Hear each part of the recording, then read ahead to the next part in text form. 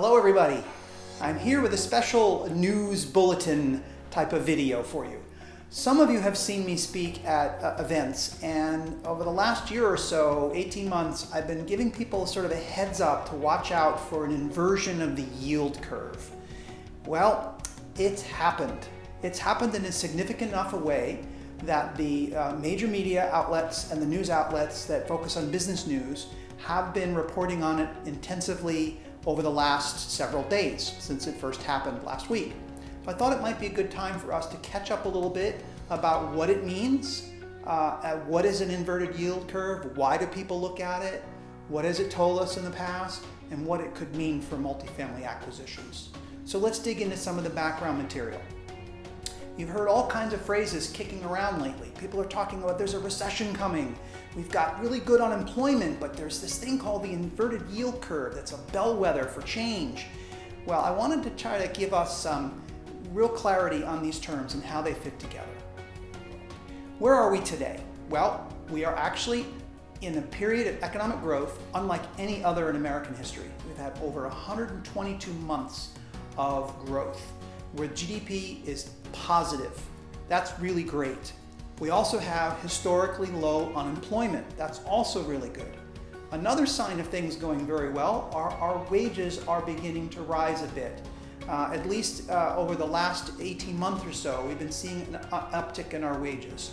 When wages go up, that's a sign that the economy is strong enough where there are incentives for employers to pay a little bit more to keep their employees and to hire new people, to attract new people, because there is a shortage of great labor available. So when we see wages rise, we can also see inflation begin to creep up just a little bit.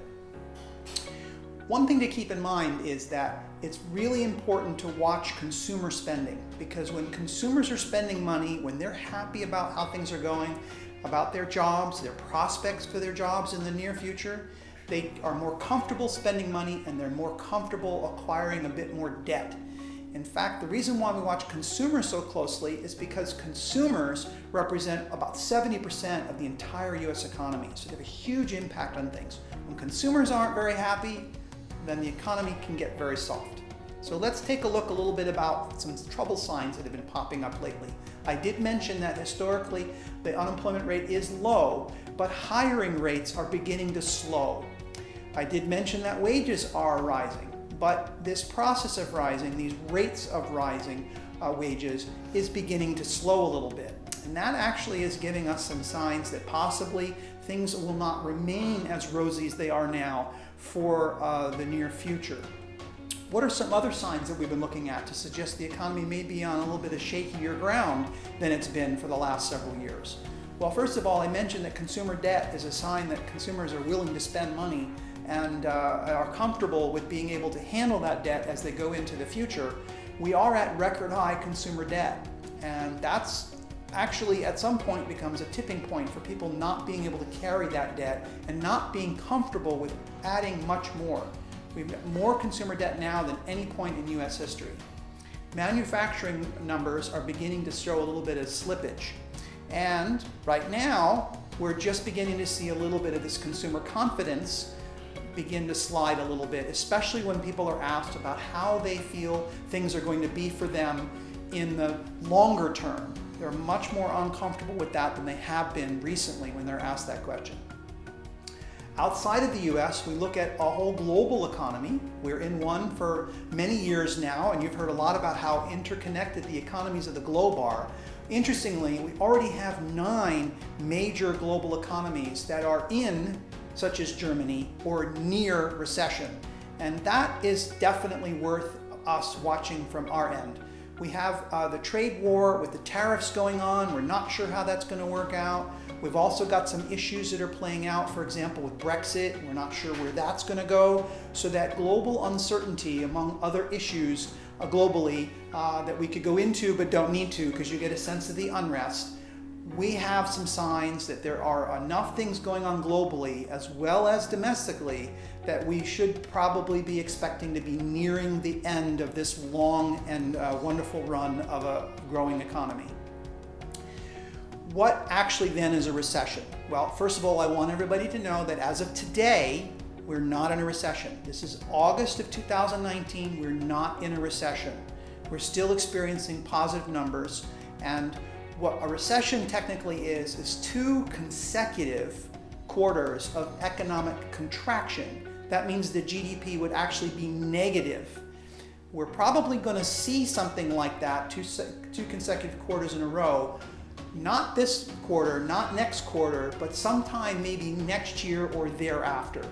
Generally speaking, we get signs of the recession far in advance of it actually being what's the current status of the economy. Remember now that we're always looking backwards.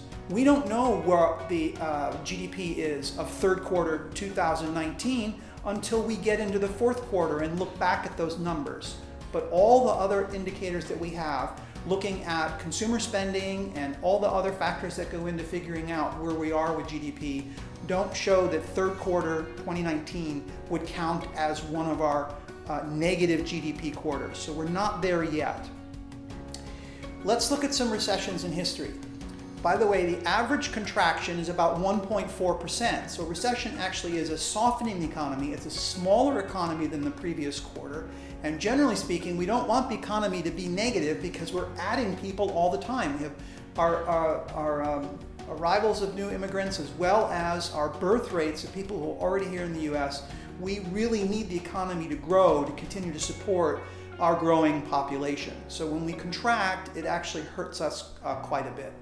There have been 11 recessions recorded since World War II, and on average, they last about 11 months. There have been short ones. We had one in 1980 that was only 6 months long.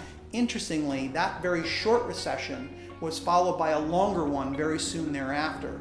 So sometimes actually what we see it much more clearly as history gives us more years to look back and figure out what actually happened.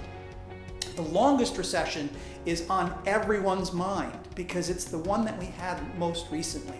We had a recession that was 18 months long. It was from 2007 to 2009, and that was the strongest memory that most consumers have on their minds. A lot of people lost their jobs. Hundreds of thousands of people a month lost their jobs for many months on end. We had a huge crash in the stock market. Many people had their 401ks and their investment options really shrink, and it's still pretty strong on a lot of people's minds. We're still a little skittish about it because it's not a really healed wound as of yet. The unemployment will continue to rise for about 15 or 16 months in a typical recession. So that's over a year when unemployment's going in the wrong direction. It rises roughly about 2.4%. Let's say we're at 4% now. That would mean we'd be seeing something in the lines of 6 or 7% unemployment. Those numbers are very difficult. They're not near the highs that we had in 2008, 2009, but they're certainly very challenging for us to deal with economically. And people really get very conservative with their spending. They start cut back on those extraneous items like travel, more expensive foods or dining out or going to the movies. They really cinch their belts and they tighten up, and that has a very big rippling effect across the economy. When we have unemployment only in that 6 to 7% range, doesn't sound like a very high number, but it actually causes quite a bit of pain around most people. How can we tell a recession may be coming? What are the signs that we're headed towards a recession? Well, we've been talking about some of them already. We see employment slowing down before it goes into negative territory. We see that wage growth begins to slow down and then eventually maybe actually gets towards zero or it slightly declines. We see that manufacturing shows consecutive cycles of recorded numbers that are in the negative territory or much, much slower growth. And we always watch the consumer sentiment numbers. University of Michigan does some great consumer sentiment research, so if you wanted to look that up, you could look at that and you could see that those numbers, those bar charts, those line charts will really show you how people are feeling about the economy.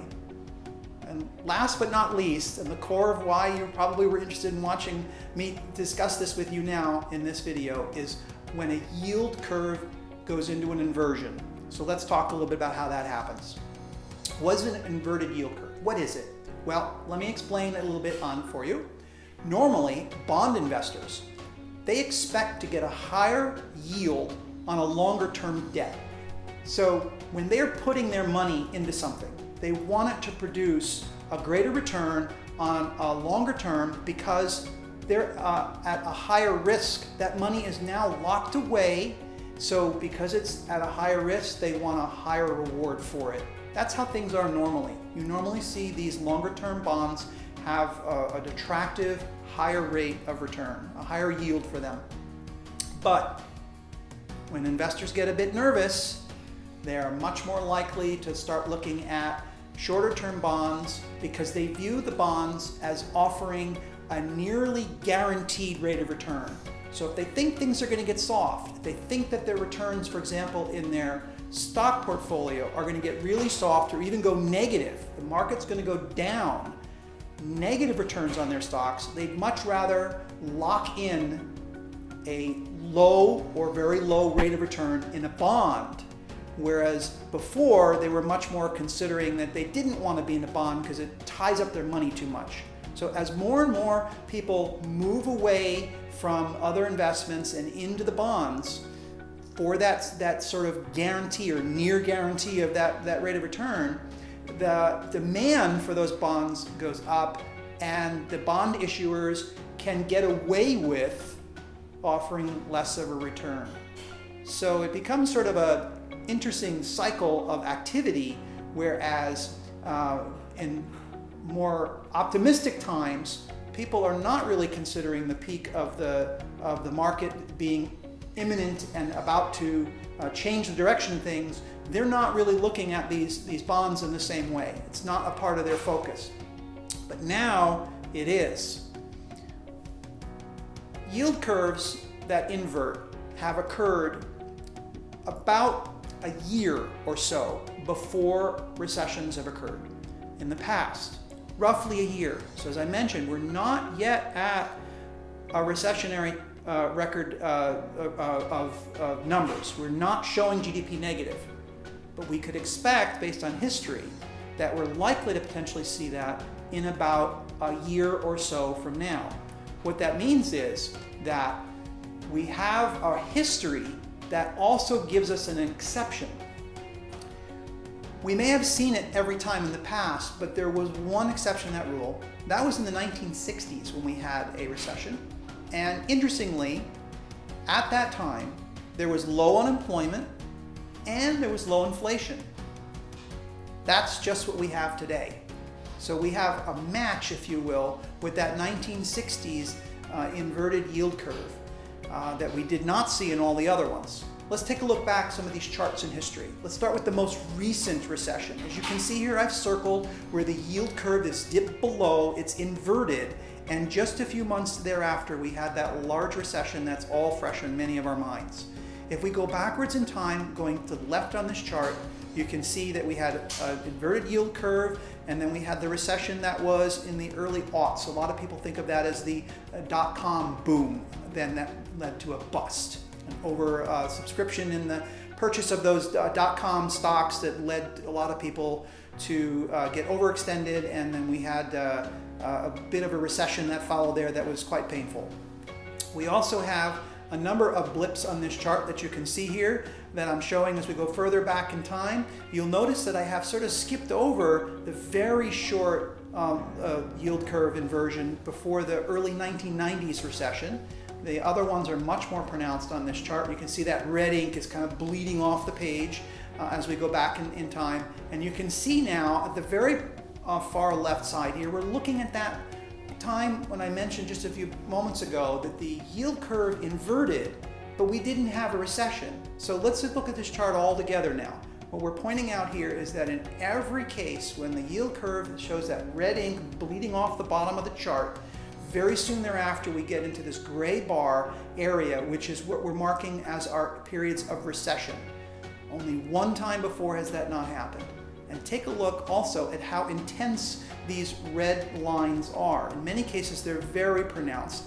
Only on a few occasions are they minor blips. And you can see right now, we're still sort of at a minor blip state. We haven't really come way off the page yet. So, right now, we have briefly seen an inverted yield curve in late 2018. We briefly saw one in March of 2019, and we have now seen a more clearly pronounced one here in the second week of August of 2019. So it seems like we're trending in that direction. But maybe this is not a typical inversion. There has been some thought by some economists that the current yield curve may actually be very grossly distorted, actually as a long-term hangover effect of the last recession. Central banks have bought literally trillions of dollars worth of bonds, and this is pushing those yields lower. Remember, the demand for the bond actually lowers the return. So with all that money already in the bonds, it's really depressing the returns on them.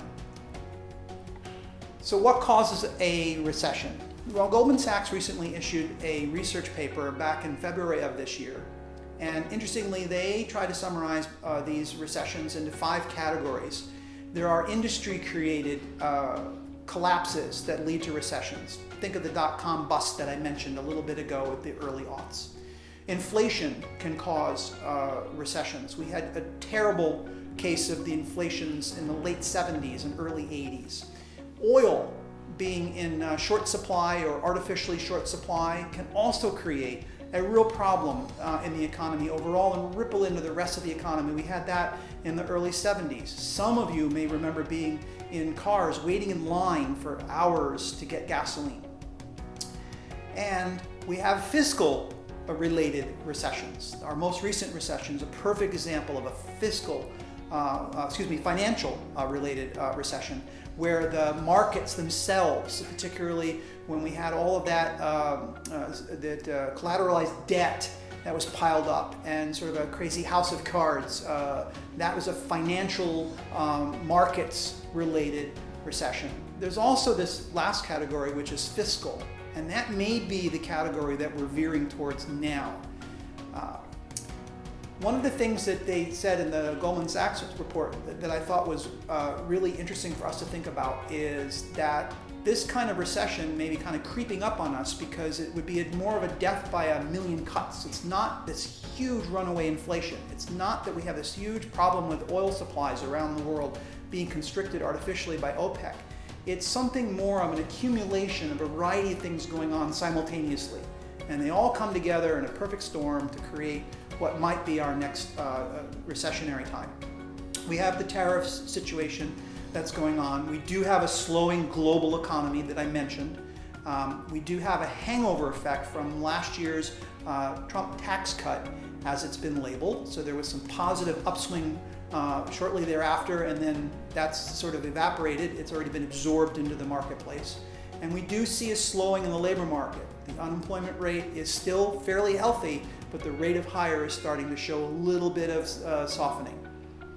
But altogether now, what this might mean historically is that we could have a shallower recession on our way. We might see unemployment, but the unemployment may be smaller than typical recessions. We will definitely see some volatility in the stock market, but it may not be as massive as we saw in the last recession. So it'll be a shallower dip into negative territory, and it may also be a shorter run recession. We may be able to get away from it more quickly because the damage may be far less severe than the last time around.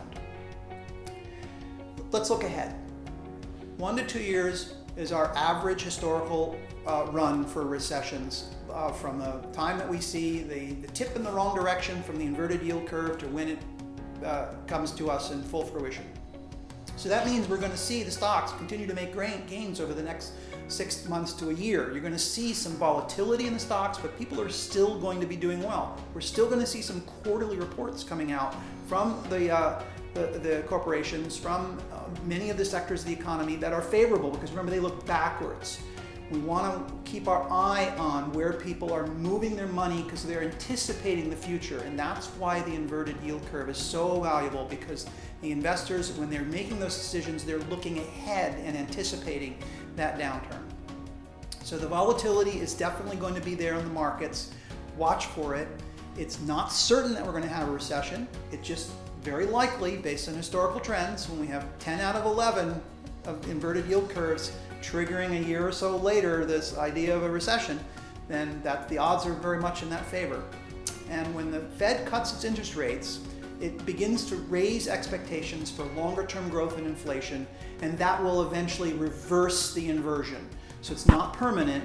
We can anticipate eventually that recovery. What does this all mean for you and your acquisition of multifamily properties? First of all, I have been saying for a while now, I want everybody to get more prepared to buy. This is a time to strengthen those relationships with your brokers.